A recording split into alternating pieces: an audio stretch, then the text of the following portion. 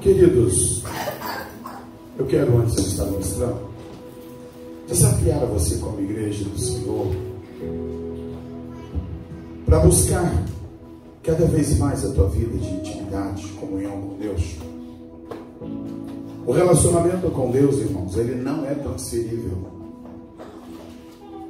Relacionamento com Deus,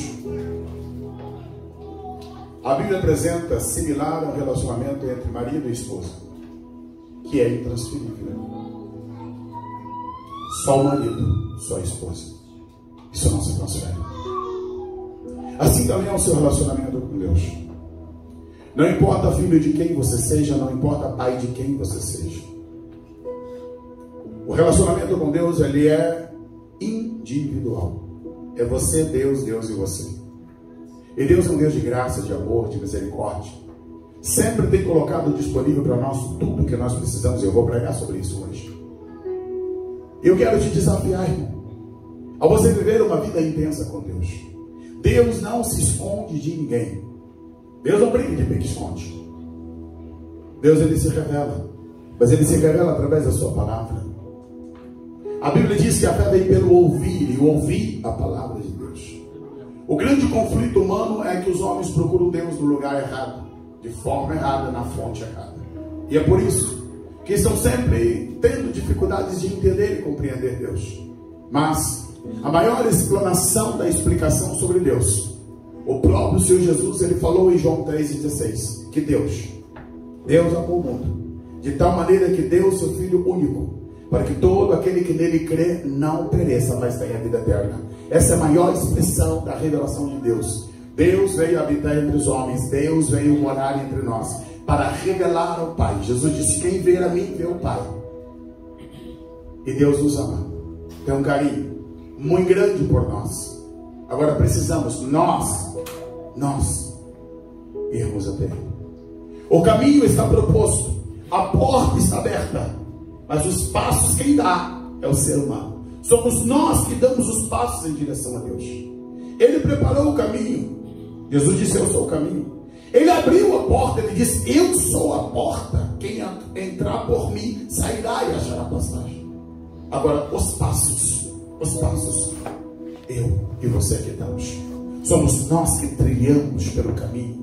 Correspondemos através da fé, confessando Jesus como Senhor e Salvador, e expressamos a nossa rendição a Ele. Tem um louvor aqui, o Ministério Louvor canta, né? Eu me rendo. E é isso que Deus quer, corações rendidos ao Senhor. Ame a palavra de Deus, ame ao Senhor. Antes de lermos a palavra, feche os seus olhos. Eu quero orar com você.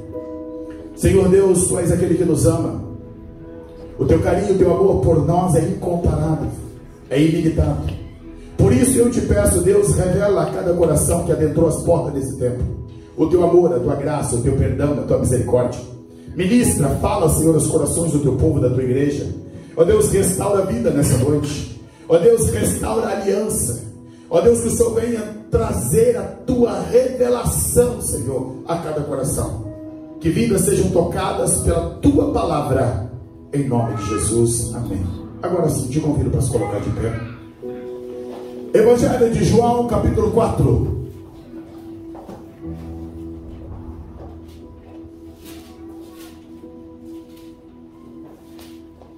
Evangelho de João, capítulo 4, versículo 10, diz assim: Jesus respondeu e disse: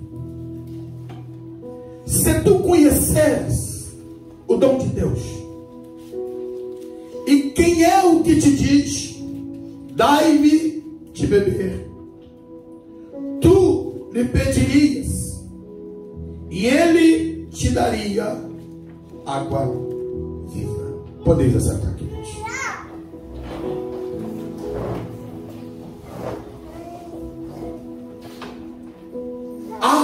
Se tu soubesses, se tu conhecesse. Como eu vos disse, o grande problema do ser humano é a ausência de conhecimento de Deus. Essa pobreza de conhecer a Deus maneira errada, presta atenção aqui. Nos leva a viver de maneira errada, criar os objetivos errados. E o pior disso, passar a vida inteira vivendo sem entender o sentido dela. No campo filosófico, a pergunta é: quem somos? De onde viemos? Para onde vamos? Esse é o dilema de todo ser humano. O que acontece pós-morte? O que vai acontecer quando os olhos fecharem nessa terra? E a grande questão é: não se pode falar o que acontece pós-morte, porque ninguém voltou. Voltou sim.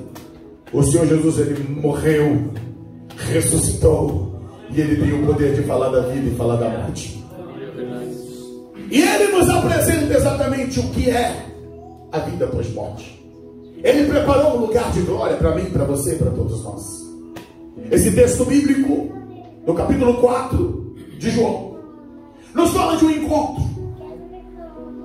E eu quero analisar aqui algumas coisas de ímpar importância para nós compreendermos aquilo que o Senhor quer ministrar ao nosso coração.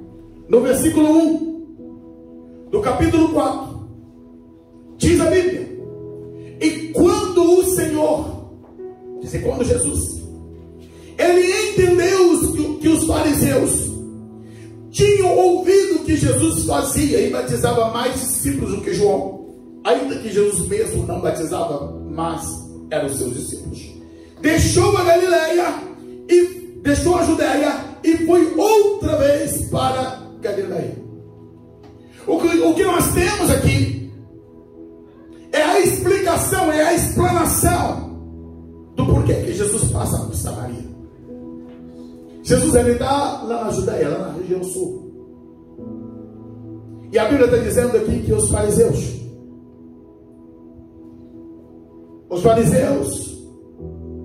tinham ouvido que Jesus fazia, batizava mais discípulos do que João. Mas o início diz que o Senhor entendeu. Ei, discernimento espiritual, discernimento de vida. O fato de nós estamos buscando a Deus, viver o propósito de Deus, não significa dizer que você vai viver uma vida sem entender os pormenores, sem ter discernimento. O Senhor Jesus, ele veio com propósito, com objetivo. Ele é Deus. Mas quando ele esteve aqui na terra, se submeteu plenamente, completamente à vontade do Pai.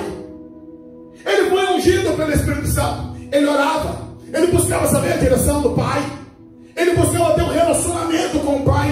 Se eu e você queremos viver o melhor aqui na terra, temos que ter relacionamento com Deus. É impossível você viver uma vida bem com Deus sem orar, sem comunicar-se com Ele, sem estudar a palavra, sem ouvir a voz de Deus. Jesus, ele compreendeu o que os fariseus estavam pensando sobre ele. E o que ele faz? Crente, escuta isso. Ele sai da Judéia, vai para Galileia. A Bíblia fala de Jó, homem íntegro, reto, temente a Deus. E qual é a outra posição dele? Toda a igreja, o que ele fazia? Se desviava do mal. Ei, irmão, sabe onde é que tem o embaraço da vida de muito crente? É que não sabe se desviar do mal. Está vendo o problema, ao invés de ele correr no problema, ele corre para o problema. Jesus, ele estando aqui, ele sendo Deus, irmãos, era só estalar o dedo. Lá naquele momento do Getsemane, que Pedro, ousado, ele entrou ali como segurança, defensor de Jesus, pegou a espada, cortou ele de mal. O que Jesus disse para ele? Ei, guarda isso, rapaz. Se eu quisesse, eu pediria, o Pai enviaria 12 legiões de anjos. Lembrando, 12 legiões de anjos. Uma legião são 6.000. Jesus está dizendo, olha, ela só está lá o dedo, pediu para mandar os 72 mil anjos. Um anjo só matou 185 mil soldados assírios. A grande questão é, eu preciso me submeter à vontade de Deus, ao querer de Deus. Fuja dos problemas, irmão. Seja prudente. Seja sábio. A Bíblia diz que quando os fariseus, não era o tempo de Deus ainda na vida de Jesus para isso. E o que ele faz, então? Ele evita o conflito. Deixa os fariseus quietinhos. Vai seguir porque tem um plano lá adiante. Muitas das vezes você se embaraça com os problemas e não vai viver o projeto de Deus. Não vai cumprir a vontade de Deus. E fica no emaranhado de problema, de conflito, de dificuldade, de coisas. E tenta culpar Deus pelos problemas que você mesmo criou. Deus não tem nada a ver com isso. É você que fez as escolhas. E aqui começa então a mensagem. Jesus, nesse texto, está dizendo o quê? Surgiu uma ponta de problema, ele deixa a Judeia e vai para a Galileia. Nessa ida de ir para a Galileia, diz o verso 4, era-lhe necessário passar por Samaria. E aqui entramos então na questão principal da mensagem. Era necessário passar por Samaria. É claro que o tempo não nos permite apresentar todo o contexto histórico que envolve, mas resumidamente eu te digo: Samaria era a capital do reino do norte. Quando Salomão ele morreu, o filho de Davi, os primeiros 3 reis, Saul, Davi, Salomão, ele reinou sobre as 12 tribos num chamado tempo do reino unificado. Porém, após a morte de Salomão, seu filho Roboão cometeu seus erros no governo, e por isso foi dividido o reino das 12 tribos. Apenas 2 tribos ficou com a família de Davi, e as 10 tribos do norte ficou-se então com dinastias variadas. Não houve apenas uma dinastia, vários reis que se levantaram. Esse reino do norte durou até o ano 722, quando a Síria deportou os moradores de Samaria e levaram para outras nações. Trouxeram pessoas pagãs e voltaram para morar em Samaria. Esses que vieram morar trouxeram os seus deuses, os seus cultos, e misturaram o chamado sincretismo, o paganismo com o judaísmo. Juntaram essas coisas, criaram um culto, e por essa razão os judeus do Reino do Sul consideravam esse povo de Samaria um povo pagão, idólatra, e eles tinham uma grande barreira com eles. Não aceitavam eles dizendo que poderia ser povo de Deus, porque era um povo misturado. O judeu, ele cortava qualquer volta para não encontrar com o samaritano. E quando você olha para a Bíblia, dentro desse contexto, você vai entender como Jesus ele veio para libertar os homens dos seus conflitos, das suas complexidades. Jesus só pregou e falou a parábola linda, o bom samaritano. Isso na veia de Israel era algo inacreditável, uma parábola como essa. Jesus curar 10 leprosos e o que vinha agradecer um samaritano era muito para os ouvidos deles. E aqui Jesus ele vai passar por Samaria, porque está dizendo que era necessário passar. Agora, por que era necessário? Porque Jesus queria criar um atalho? Não, irmãos. Deus não cria atalhos para te encontrar. Deus ele te encontra porque ele quer te encontrar. Não existe coincidências na vida. Não é obra do acaso. Deus ele cria situações para mostrar para você que ele te ama, que ele quer você. O fato de você estar aqui nessa noite é uma marca da graça, do amor e da misericórdia de Deus por tua vida. Quantos que não levantaram da cama? Quantos que não abriram os olhos nessa terra hoje? Quantos que já partiram para a eternidade? E quantos que descobriram doenças terríveis hoje? Eles já estão em desespero e pronto, sem saber o que fazer. Mas você está aqui com saúde, graças a Deus, cultuando e adorando o Senhor. Isso é graça, isso é misericórdia de Deus. É a oportunidade que Deus nos dá de estar aqui. Então era necessário passar por Samaria. Por quê, pastor? Não era um atalho. É porque Jesus ele tinha um encontro ali. Escuta uma coisa. Talvez quando você quer falar com uma autoridade, quando você quer falar com alguém muito importante, e por que não dizer, se você quiser falar com o presidente de Portugal, talvez você terá muita dificuldade para falar com ele. Você tem que passar por um processo de assessorias, e olhe lá se você conseguirá marcar na agenda dele. Dependendo da autoridade, talvez você nunca terá acesso. Mas eu quero dizer para você nessa noite, que sendo Deus a autoridade das autoridades, o maior dos maiores, o rei dos reis, o senhor dos senhores, ele tem uma agenda aberta que a te atende 24 horas por dia.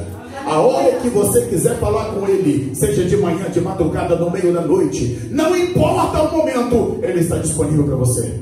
Para os homens isso é impossível, mas para ele não. Sabe por quê? Porque ele é onipresente, ele é onisciente.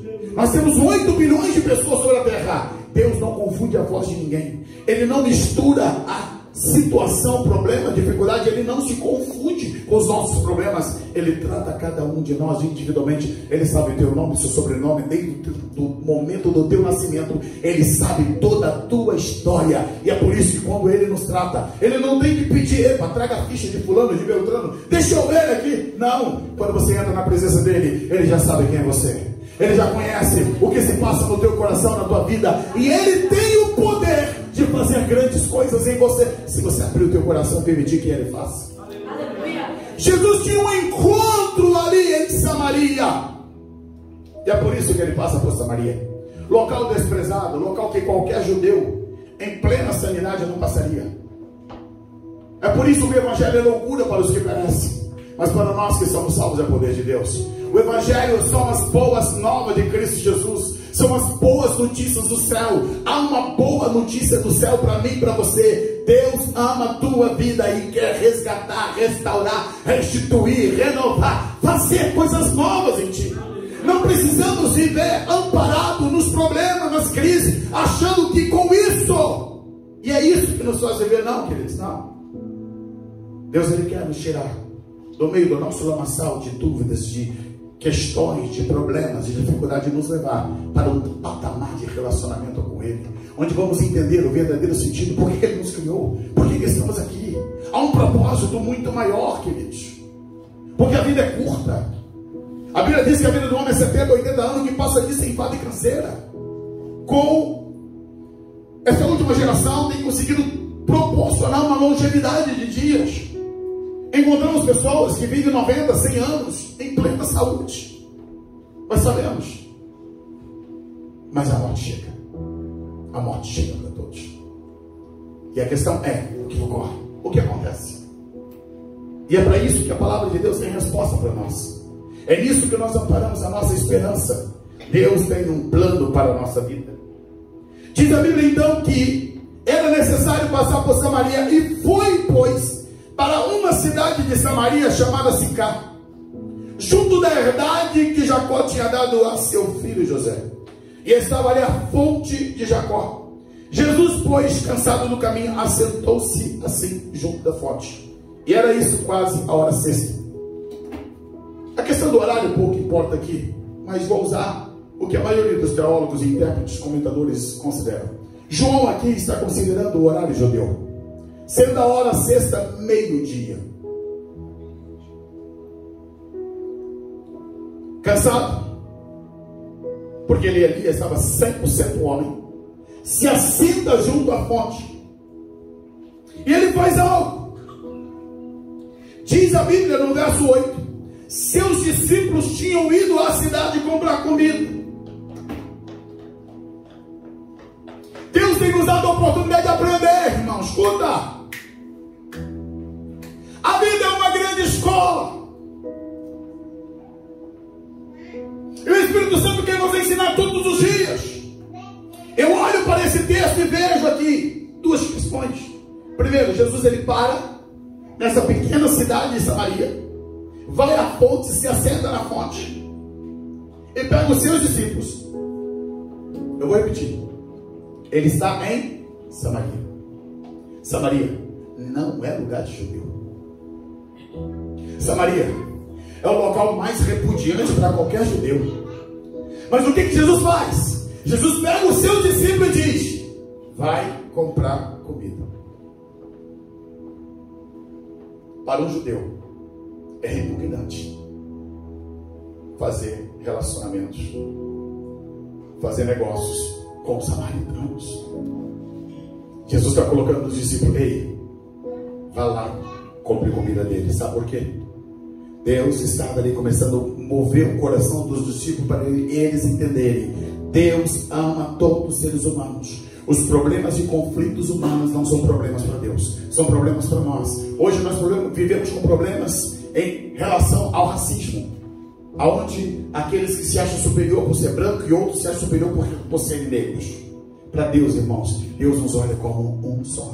Deus não faz distinção de cor, raça. Não é quanto você tem no bolso. Você não vale pela cultura ou pela cultura que você tem ou que você deixou de ter. Você vale para Deus por aquilo que você é. Você foi formado em mais semelhança de Deus. Nós, seres humanos, temos problemas com isso. E Jesus começa com essa atitude, quebrar o coração dos discípulos em relação a esse problema social. Vai comprar comida. E pode ter certeza, só foram porque Jesus mandou. Porque se fosse por eles dizer: Jesus, não, nós vamos para outro lugar. Aqui não, prefiro passar fome, mas aqui eu não como. Mas Jesus disse: vai. Escuta. Quem sabe o teu coração está amargurado, machucado, ferido aí com teus familiares. Está na hora de você corrigir e consertar teu coração. E Deus está dizendo: vai lá, peça perdão, restaura, reconcilia-se. Não deixe essas mágoas, essas feridas ficar te consumindo por dentro. É hora de você restaurar a tua vida. A vida passa muito rápido. Quantas das pessoas que hoje já estão dizendo: se eu tivesse a oportunidade para pedir perdão para fulano, para Beltrano, não posso mais, porque já morreu. Enquanto a vida, há o tempo de esperança de você consertar, corrigir, pedir perdão, restaurar, reconciliar. E Jesus está ensinando isso para os seus discípulos: vai lá comprar comida. Esse era o primeiro. Jesus queria ensinar eles a quebrar essa questão social. Agora o segundo, Jesus tinha um encontro, mas ele queria um encontro individual. Era pessoal. Era o momento que Jesus queria tratar exclusivamente com essa mulher. E a Bíblia está dizendo que ela se assenta junto à fonte. E diz a Bíblia no verso 6, 7, que veio uma mulher de Samaria tirar água. E disse-lhe Jesus: dai-me de beber. Grande parte dos comentaristas, quando explora essa questão do horário, e essa mulher com um cântaro,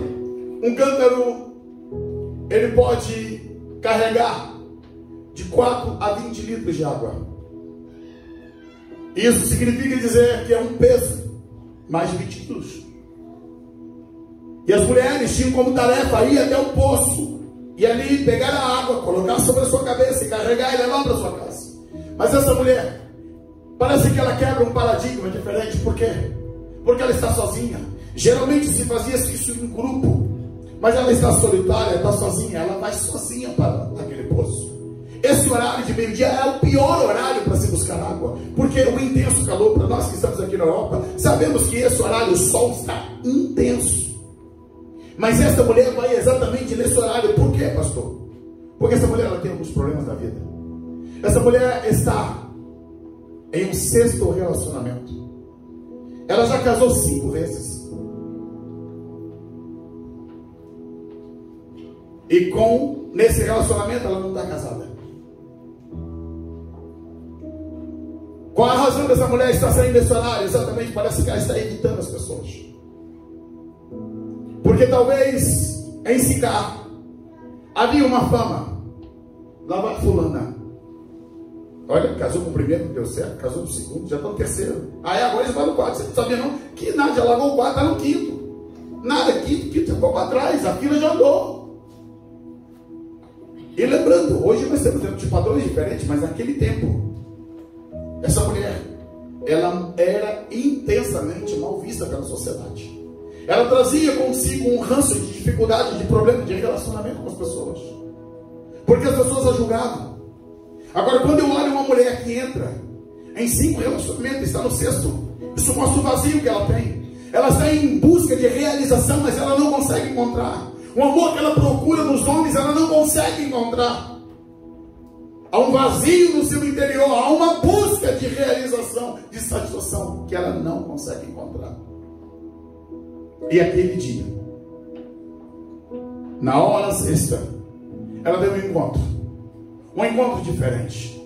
Alguém pela qual surpreende ela. Ele faz um pedido exótico. Alguém que se dirige a ela e diz: dai-me de beber. Ela abre os olhos. Ela percebe duas coisas. Primeiro, é um homem. Segundo, é um judeu. Então ela já olha para aquele homem e classifica a sua situação. Epa, nós temos barreira. Primeiro, um homem não se comunica com a mulher em público. Dentro da cultura oriental, nem com a esposa o homem comunica na rua. E agora tem um homem comunicando-se com ela.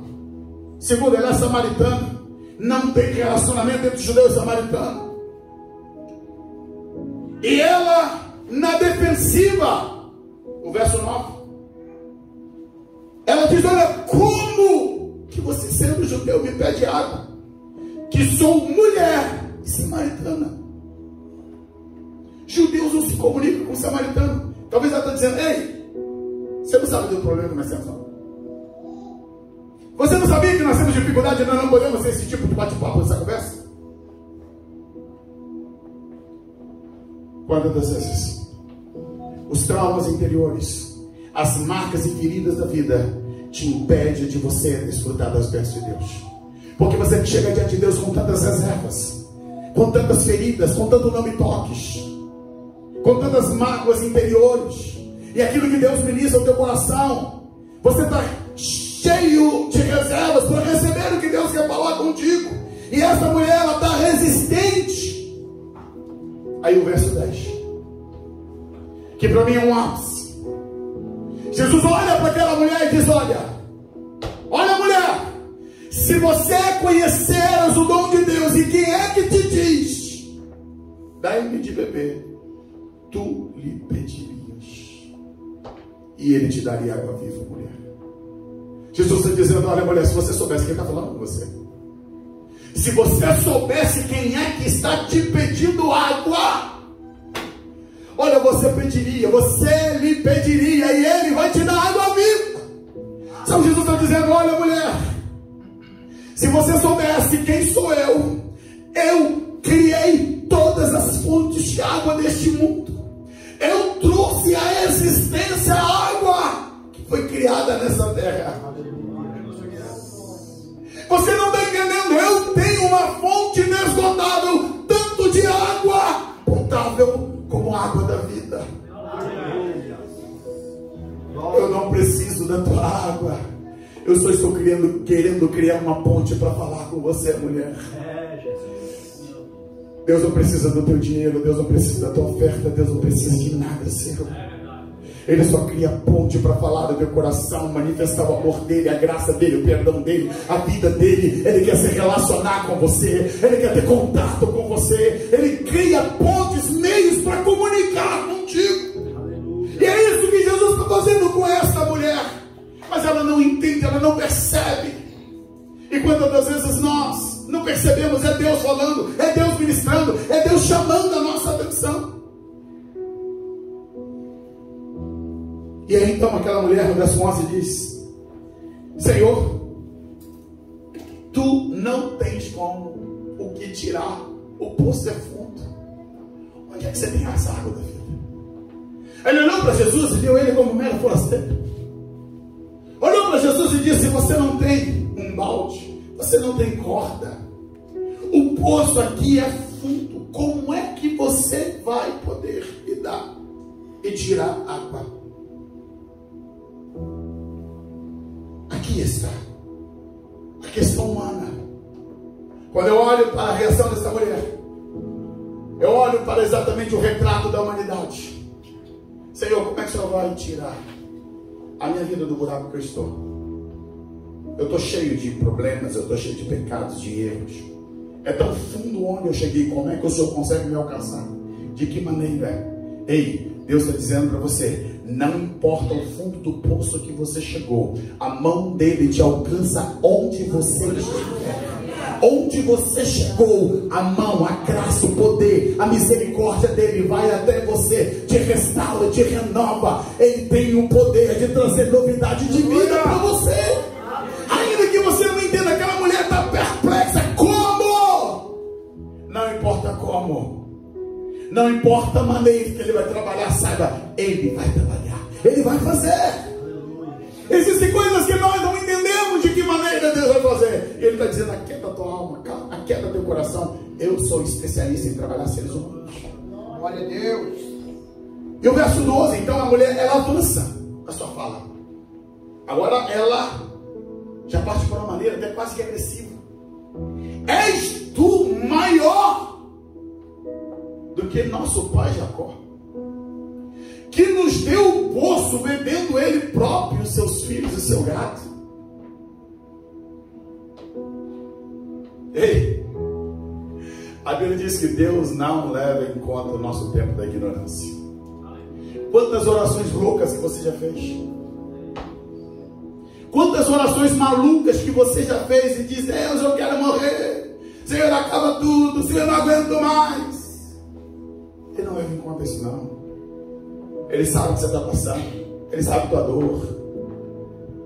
Eu olho para esse texto e vejo, Deus ignora, irmãos, às vezes quando nós falamos coisas que ele sabe que é porque nós não o conhecemos. Essa mulher está dizendo, tu está se achando maior que o nosso pai, Jacó. Jesus teve que dizer para ela, ei, foi eu que criei Jacó. Eu criei, eu formei ele. Jacó lutou comigo, você não sabe, mulher. Mas eu virei a perna do teu pai Jacó. Eu mudei o nome dele de Jacó para Israel. Eu moldei ele, eu formei, eu trabalhei ele. Mas ela não sabia, está perguntando, tu és maior? Escuta, Jesus não entra na questão filosófica, teológica com ela, histórica, nada disso. Olha o que Jesus responde. Qualquer que beber dessa água tornada, não está respondendo nada se ele é maior que Jacó, não. Escuta, somos nós que nos perdemos em discussões todas, irmãos. Que é maior, que é menor, que é mais importante. Jesus quer tua alma, Jesus quer teu coração, Jesus quer colocar em ordem a tua vida. Não é a questão de levar a vantagem, de ser superior, é atingir teu coração. E é isso que Jesus tem como foco, ele quer o coração daquela mulher. E por isso ele vai até ela e diz, olha, está vendo esse poço? Tá bom, Jacó bebeu aqui, foi ele que deu a vocês. Qualquer que beber desta água aqui, vai tornar a ter sede. E ele explica então, que, mas qualquer que beber da água que eu lhe der, nunca terá sede. Porque a água que eu lhe der, se fará nele uma fonte de água que vai saltar para a vida eterna. Jesus começa a mexer com aquela mulher, com coisas que vai além do entendimento dela. Ele está dizendo, olha, eu tenho uma água que se você tomar dela, ela vai criar uma fonte e que vai jorrar para a vida eterna. Olha a reação da mulher. Disse a mulher, com certeza, com cara de espanto, Senhor, me dê desta água, para que eu não tenha mais sede, que eu não tenha que vir aqui tirá-la. Pensa bem naquilo que eu disse no início. Senhor, só vai resolver dois problemas meus. Primeiro, que acabou minha sede. Segundo, eu não vou ter que passar nas ruas e ter que enfrentar essa mulherada toda falando de mim. Eu não vou ter que vir mais cá tirar água. Me dá isso, Senhor. Eu quero isso. Agora começa o tratamento de Deus. Jesus disse para ela, vai, chama teu marido e vem, mulher.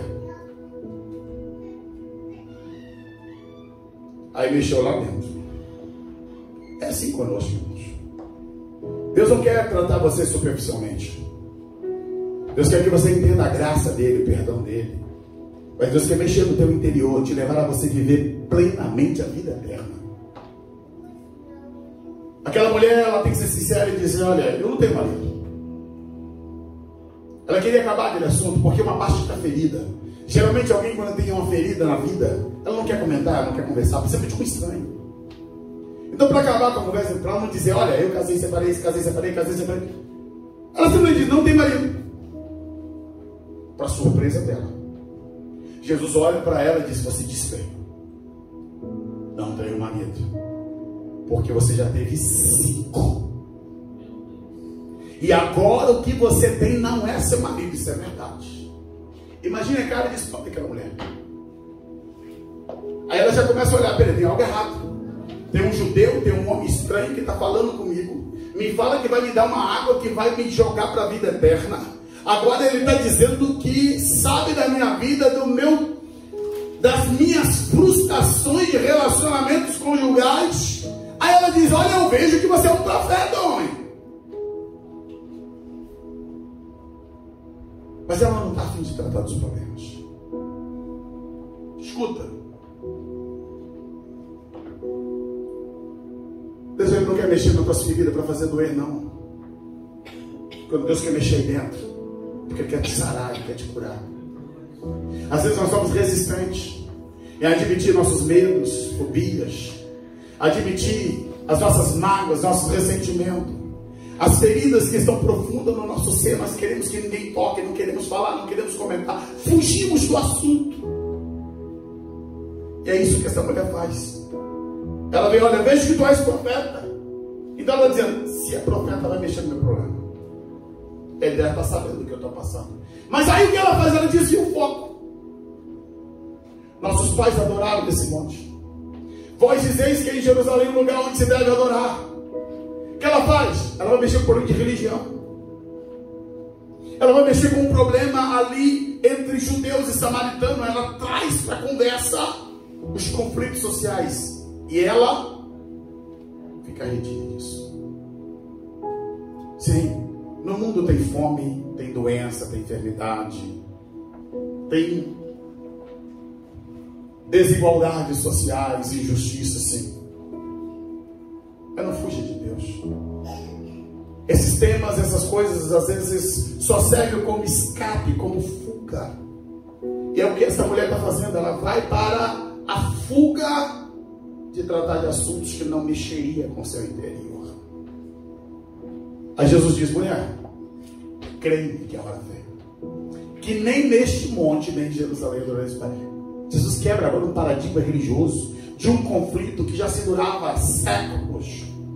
Se você olhar a história dos samaritanos e judeus, você vai perceber os conflitos que houve desde o tempo da queda de Samaria, o regresso do povo do cativeiro, o período interbíblico, quando houve a reconstrução do templo de Jerusalém. Os conflitos foram intensos. Sambalate, Tobias contra Neemias. Nós vamos aqui. Olha, Jesus fala: olha, chegou o tempo que não é em Jerusalém e não é em Gerizim que vai se adorar. Jesus está dando um nó na cabeça dessa mulher, dizendo: ei, essas coisas deixa que eu resolvo, mulher. Deixa eu resolver essas coisas, assim como eu quero resolver o que está dentro do teu coração.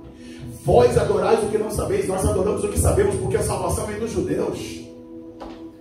Mas a hora vem, e agora é a hora em que os verdadeiros adoradores adorarão o Pai em espírito e em verdade, porque o Pai procura os que assim adoram. Não é Jerusalém, não é Gerizim, não é um local, não é um foco. É aqui dentro. Deus é espírito, e importa que os que o adorem em espírito e em verdade. E a mulher disse: eu sei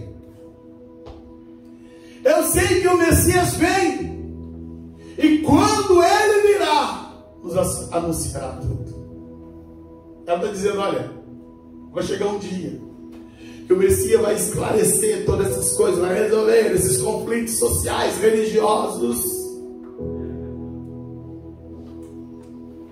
Mas aí então,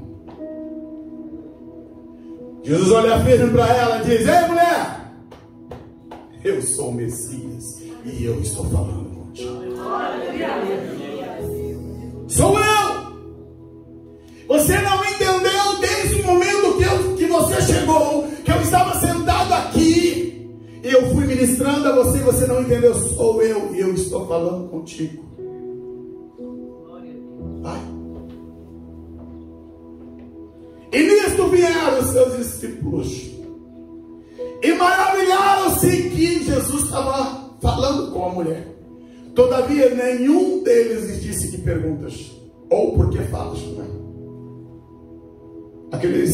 Os discípulos chegaram, viram Jesus conversando, nem ousaram perguntar nada, ficaram quietinhos. Agora vem a questão que eu termino para estarmos aplicando essa palavra. Deixou, pois, a mulher o seu campo, foi à cidade e disse àqueles homens: vinde e veja um homem que me disse tudo quanto tenho feito. Porventura não é esse o Cristo? Olha aqui para mim. Volta e deixa eu dizer o 28. Quando nós lemos no início do texto, na hora sexta, Jesus está assentado junto ao poço. A Bíblia diz que uma mulher veio ao poço. Qual é o objetivo dela? Apanhar água. Mas muda-se. Pois a Bíblia diz que depois de um tempo de conversa, de um tempo de diálogo, ela pega o seu cântaro, que todos os dias ela fazia essa rota. Essa mulher pega o cântaro vazio e deixa ele ao lado do poço. Ela não vai voltar com água para casa. A vida dela agora, a rotina tinha sido quebrada. Tinha algo diferente que tinha ocorrido no seu interior, na sua vida. A Bíblia está dizendo que ela deixa o cântaro, agora ela volta para a cidade. Tem um calor intenso. E ela vai dizer para os homens, ela vai bradar, vai chamar todo mundo. Agora ela já não tem mais vergonha de dizer para as pessoas. Ela já não tem mais medo de falar com as pessoas. Ela vai lá e diz: olha, vinde. Eu encontrei um homem que disse tudo quanto eu tenho feito. Eu encontrei um homem pela qual se revelou tudo que estava no meu coração. Não é por acaso esse o Cristo. Ei, ela não tem mais medo de encarar as pessoas. Ela não tem mais receio do que as pessoas vão dizer para ela. Mas não, ela vai até cada um dos moradores ali dizer: eu tive um encontro com um homem que disse tudo sobre a minha vida. Sabe por quê, irmãos? O encontro com Deus muda a nossa maneira de ver a vida. O encontro com Deus muda o nosso coração. Ele muda a nossa motivação de viver, os nossos alvos, o nosso objetivo. Essa mulher foi colocada em ordem interior do seu coração. Ela conseguiu encontrar a satisfação porque ela viu o Messias. Aleluia. Glória a Deus. Agora ela está vendo o Messias. Messias. O Messias se revelou a ela. O Messias agora se manifesta a ela. E ela agora pode dizer: eu encontrei um homem. Eu encontrei alguém que disse exatamente tudo que eu vivi até agora. Escuta, igreja. Deus quer que você saia daqui marcado com a presença dele. Deus quer curar teu coração. Há um perdão, há uma graça de Deus para todos aqueles que se aproximam de Deus. Há uma graça de Deus que se revela a nós. Teve um jovem que, quando ele chegou a uma certa idade, ele passou a ter dificuldade com seus pais. Tomou decisões erradas. Afrontou. Falou poucas e boas. Irritado. Porque os seus pais tinham uma maneira de pensar, de educar, de criar diferente do que ele queria viver. E aquele jovem, tomado pela sua raiva, pelo seu sentimento juvenil, porque não dizer infantil, bateu as portas da sua casa dizendo: olha, eu não quero mais saber de vocês. Causou muita dor àqueles pais, e foi embora. Nunca lhes telefonou, nunca lhes mandou uma carta. E o tempo passou. Depois de anos passados, ele reconheceu o seu erro, amadureceu, cresceu, e com isso ele entendeu: eu preciso voltar lá, eu preciso pedir perdão aos meus pais. Mas ele sabia: mas eu errei muito, eu feri muito a eles. Como é que eu vou chegar lá? E ele disse: não, mas eu preciso ir. Eles estão vivos, estão velhinhos, e eu preciso encontrá-los. E por isso ele mandou uma carta e disse: pai e mãe, eu vou visitar vocês. Eu sei que errei. Eu sei que vocês não precisam abrir a porta para mim. Mas, se vocês me aceitarem, eu ia dar um abraço em vocês e pedir perdão para vocês. Por favor, coloca um lenço branco na janela. Porque quando eu passar com o trem, eu vou saber que vocês me aceitam de volta. E eu vou parar na estação e voltarei para casa de vocês. Mas se eu passar e perceber que não tem o lenço branco, eu não estou entendendo que vocês não me aceitam, e tudo bem, fui eu que errei. E aquele jovem, já um homem, entrou no trem, e cada quilômetro que passava o seu coração ardia ainda mais, e ele pensava qual seria a reação dos seus pais. E ele estava muito tenso, muito nervoso, e tinha uma pessoa sentada ao lado dele. Ele disse: olha, eu estou voltando para casa. Estou perto da casa dos meus pais e eu queria que você fizesse um favor para mim. Eu não tenho coragem de olhar para a casa dos meus pais. Quando passar ali em frente à casa, tem uns pés de árvores. Você vai olhar para aquela casa e, por favor, verifica se tem um lenço branco na janela. É o que eu lhe peço. E à medida que o trem se aproximava, aquele homem fechou o olho e ficou ali, tenso, nervoso, pensando no que é que ele esperava. E logo assim que o trem foi passando em frente à sua casa, o rapaz que estava ao lado dele gritou: moço, tem uma surpresa para você. E ele disse: por favor, me diga.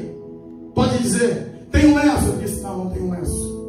Tem lençol espalhado branco por todas as árvores. Tem um lençol que cobre quase toda a casa. Os teus pais querem você, é um perdão para você.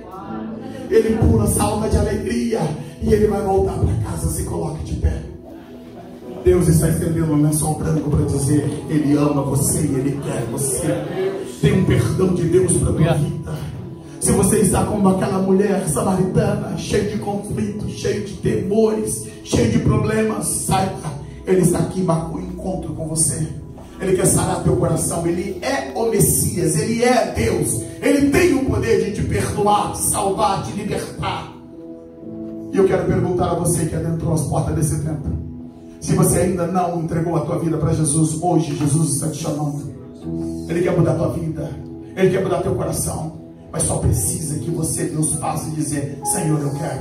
Assim como aquela mulher correspondeu ao diálogo com Jesus, e Jesus se manifestou a ela como Messias, tudo que você precisa é entregar o teu coração para Jesus.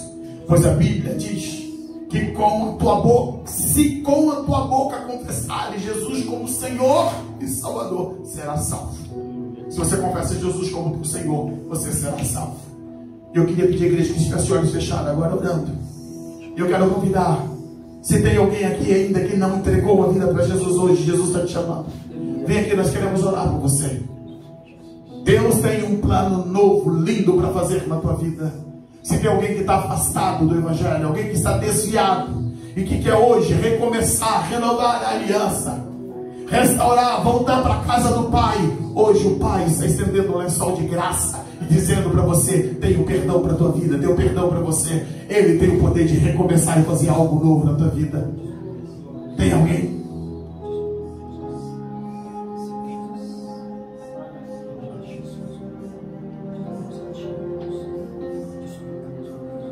Deus ama você, Deus ama a tua vida, e Ele tem o melhor para ti. Com os olhos fechados, nós vamos orar. Senhor Deus, nós te agradecemos, louvamos o teu nome e te bendizemos, porque teu amor é infinito, tua graça é incomparável, é a tua misericórdia que tem nos alcançado, e essa é a razão de nós não sermos consumidos. Todas as manhãs as tuas misericórdias se renovam. E eu quero te agradecer, Deus, porque o Senhor nos alcançou, nos perdoou, nos lavou, nos purificou, mudou a nossa vida, transformou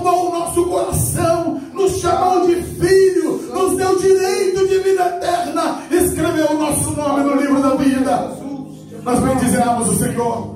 Te agradecemos, Deus, por tudo quanto o Senhor tem revelado a nós. E eu oro, Deus, por todos esses que adentraram as portas desse tempo. Aqueles que já estão firmados em Ti, fortaleça-os, que eles permaneçam firmes na Tua presença. Para aqueles, Deus, que têm vivido uma vida dúbia, insegura, Senhor, se revele e manifesta a Tua glória a esses corações. Assim nós oramos, Deus, e Te agradecemos por esse tempo, por essa oportunidade, por esse momento na Tua presença. Obrigado, Senhor, em nome de Jesus. Estenda Tuas mãos assim. Que o grande, eterno e maravilhoso amor de Deus, que a graça infinita e incomparável de Cristo Jesus, e que a doce presença, manifestação e dons do Espírito Santo permaneça sobre toda a igreja do Senhor, desde agora e para todos sempre. Todos digam comigo amém. Deus nos abençoe em nome de Jesus. Cumprimenta teu irmão, dê um abraço, deseja uma semana abençoada, que você tenha uma semana de bênção, de vitória, de conquista. Vá debaixo da bênção de Deus, em nome do Senhor Jesus.